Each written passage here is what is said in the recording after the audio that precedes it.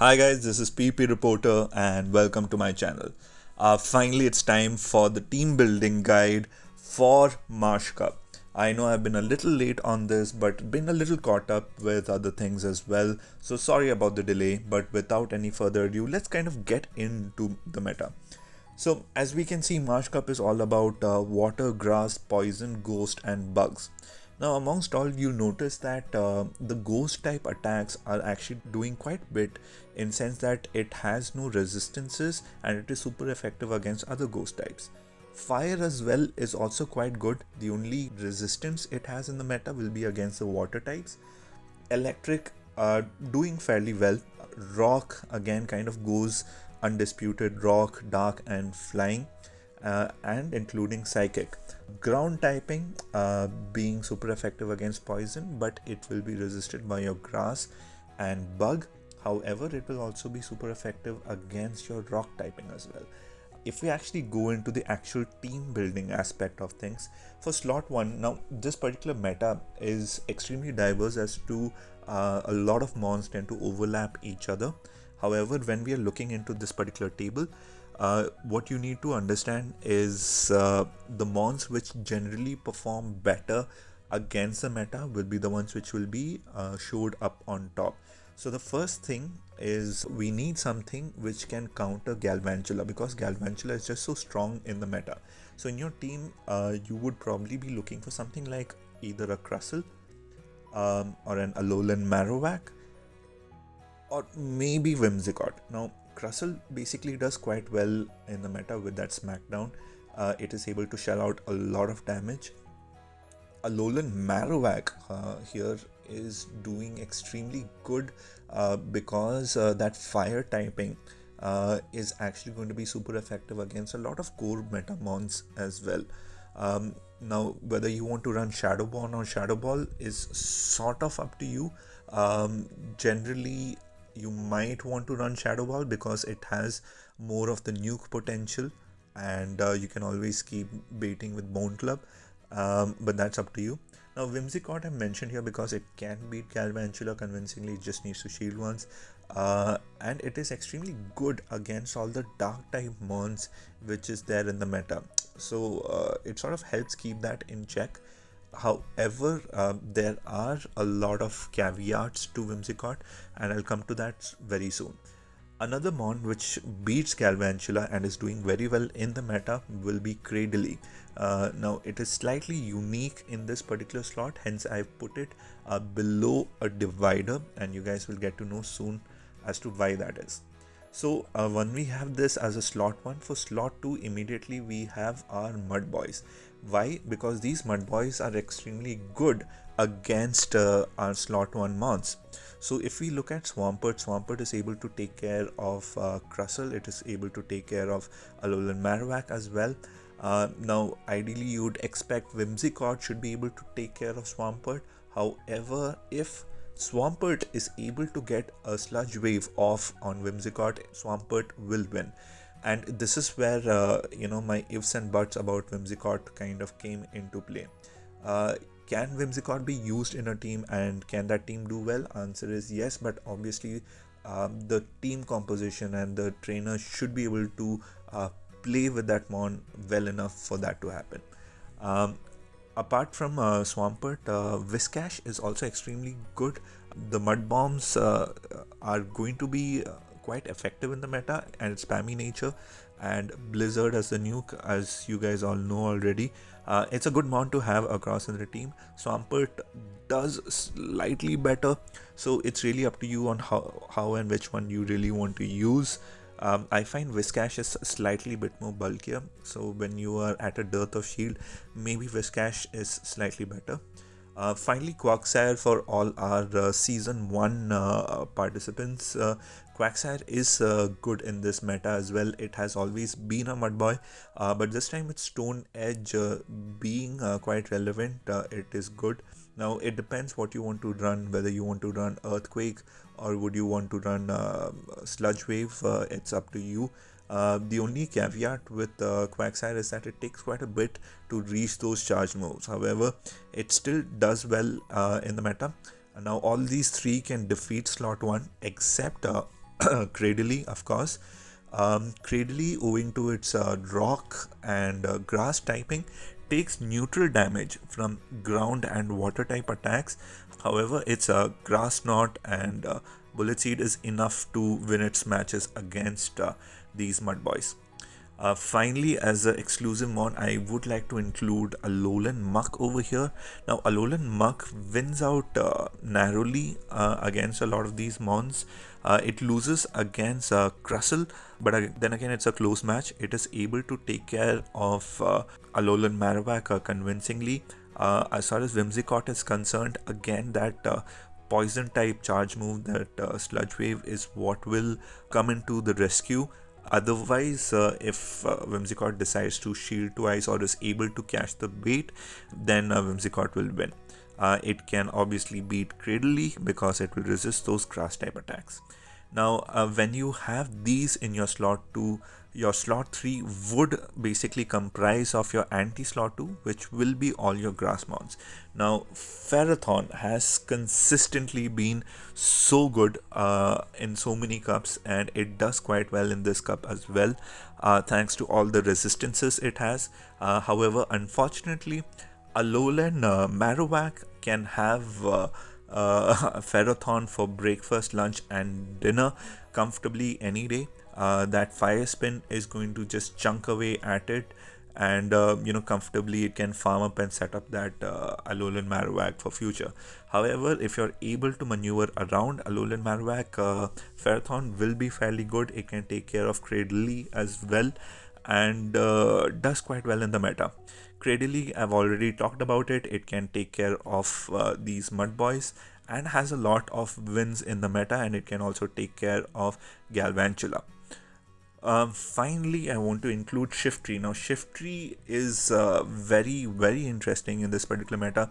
It can actually take care of Ferrothorn as well. It can take care of all the Mudboys. If it decides to double shield, it can take care of Crustle. Its Null, its Dark typing, can also take out Alolan Marowak. However, if Alolan Marowak decides to double shield, it can just farm down Shiftry. It will lose out to Whimsicott. That charm will just destroy Shiftry as it is. And overall, if Shiftry is able to get some bit of energy advantage, it can kind of pretty much go on a rampage. So Shiftry is looking extremely good in this meta. I would like you guys to kind of keep an eye out on this particular mon. And finally, for slot 3, I have in exceptions 2 mons. The first one being Escavalier. Escavalier can actually beat out the Mudboys. It is quite a close matchup. It is barely able to win those. However, I included Escavalier because it does do the roles quite well in terms of it is able to even take out Crustle, and can deal with Whimsicott as well. However, it will lose hard to your Alolan Marowak as usual. Alolan Marowak is going to be so good against all these steel type and mons which are double weak to fire. With Escavalier, with its Drill Run and its Mega Horn and counter as the fast move, it's going to be an extremely good mon. I will speak more about it very soon as well. The second mon is going to be Pelipper. Pelipper can handle a lot of these Mudboys comfortably, and its spammy Weather Ball should be able to do a lot of damage. It should be able to take care of Alolan Marowak for a change as well. It does deal a decent amount of damage to Crustle as well. Of course, it will take super effective damage from that smackdown. Overall, that is it for my slot 3. For slot 4, you definitely need something which is anti-grass. So for anti-grass, I will come directly into Escavalier, and this is where I feel that Escavalier is really doing well. Now all these mons which are your core meta grass mons are going to be really weak to counter, and Escavalier is able to do just that. It will just hit, farm down a lot of these mons. It has Mega Horn, it has Drill Run just to back it up where needed. It does well against the Mudboys. It is able to do a decent chunk of damage against slot 1. if it is able to land that drill run against Galvantula, it will do well there as well. So Escavalier is something I'm also really looking out for. Second, this is going to be for all those who do watch the Silph tournaments uh, over there, and this is a shout out to Speedy. We have Forestress, and Forestress here is going to be good with its bug bite, which can really just eat away and chunk down on a lot of these grass type mons. It depends on how you want to use the charge moves. The recommended one is going to be Mirror Shot and Earthquake. Mirror Shot for that bait and debuff, and Earthquake for that hard hitting move. It will lose to your typical fiery ghost which you have in the meta. However, if you choose to run Rock Slide, maybe you could surprise your opponent as well. So interesting mon to kind of keep in mind. It will take care of your grass, and it is an interesting mon to kind of keep in there in your team as well. Finally, Alolan Muck is something which I've included. It is able to comfortably take care of those grass type. Its dark type neutral damage will deal fairly well against a lot of the mons. It is somewhat able to beat Galvantula, but I'll just come to that as well. And overall, as you can see, it does fairly well against slot 1. It does fairly well against slot 3 as well. It will lose to obviously Escavalier and Pelipper. I'm not very sure, but Dark Pulse will be something which will have to be shielded for sure. So Alolan Muck also being quite a good mon for your slot 4.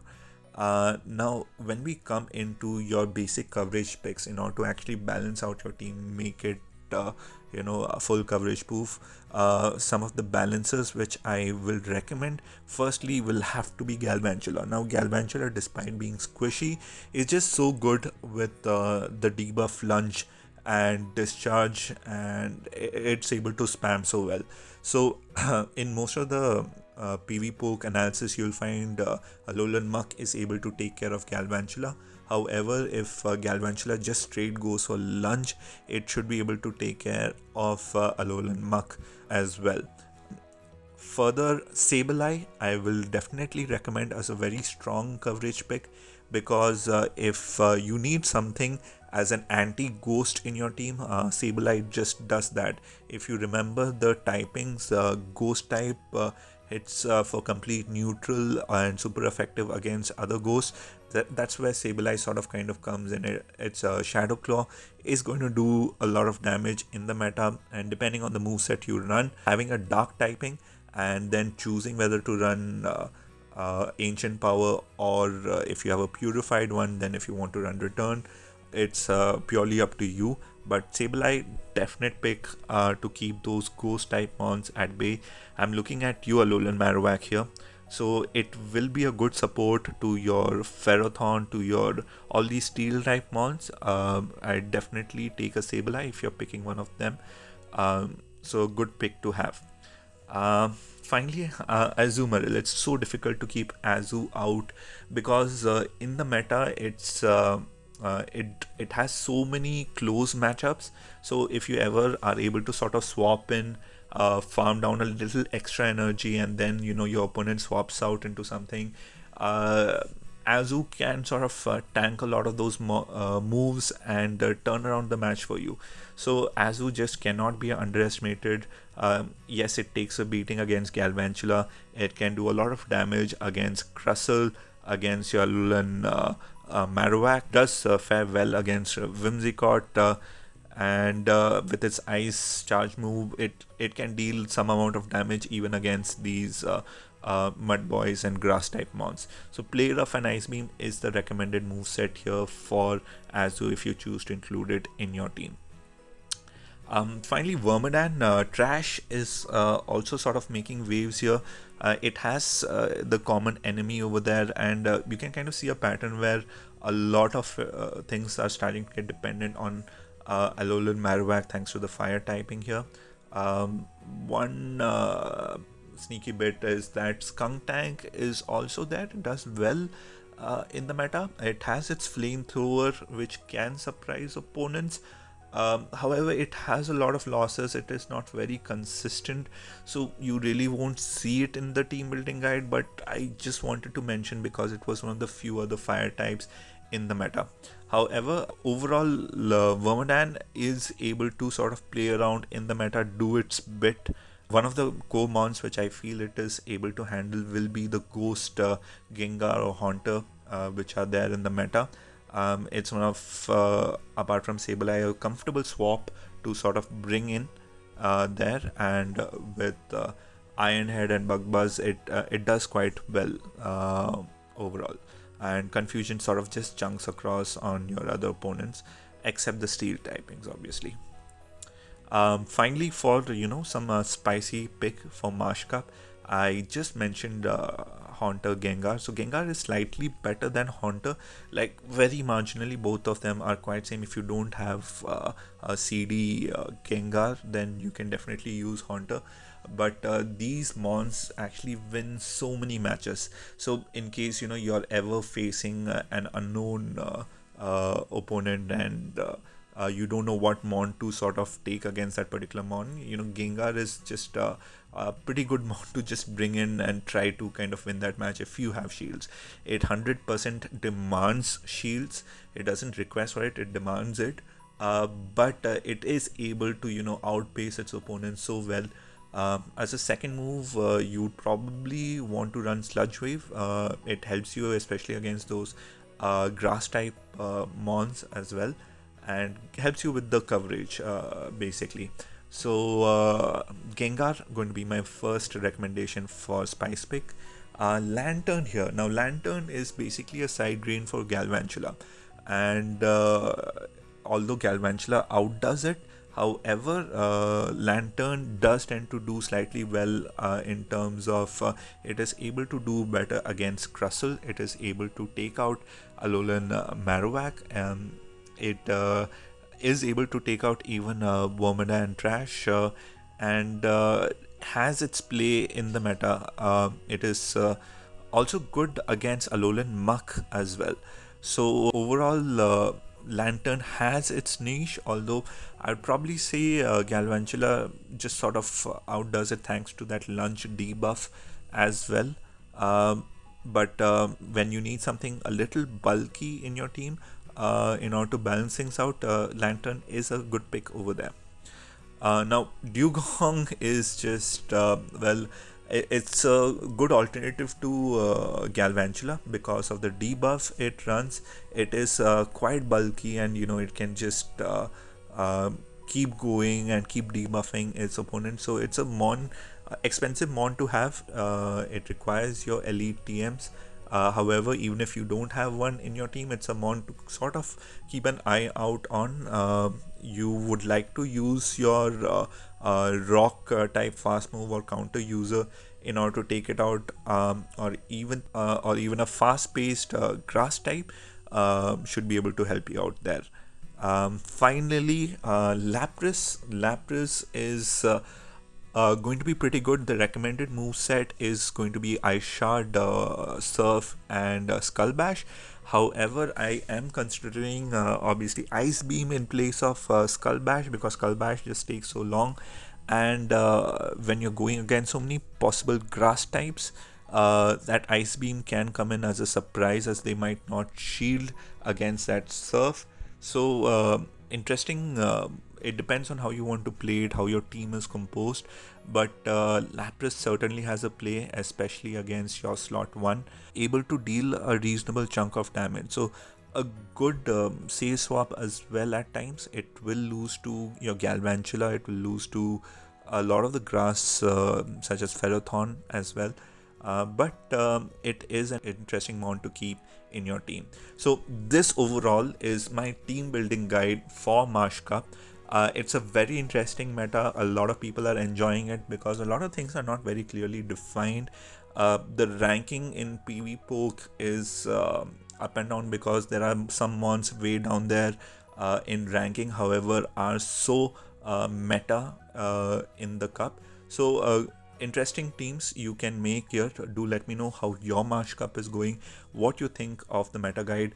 Feel free to sort of check out some of the other videos I've made in terms of how you can play, how these elites tend to play their matches, and what sort of makes them as good as they do.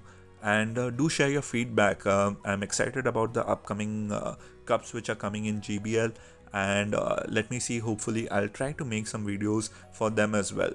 So guys, thank you for watching till the end. I hope you like what I put out there. Do like and subscribe to my channel. If you like the content, do share it with your friends and the community. It sort of motivates and helps me make more such videos. It takes a lot of time to break down a lot of the meta, do analysis for this. So I really appreciate all of you who keep coming back and checking out my video. Thank you everyone, and I hope to see you guys next time. Bye bye.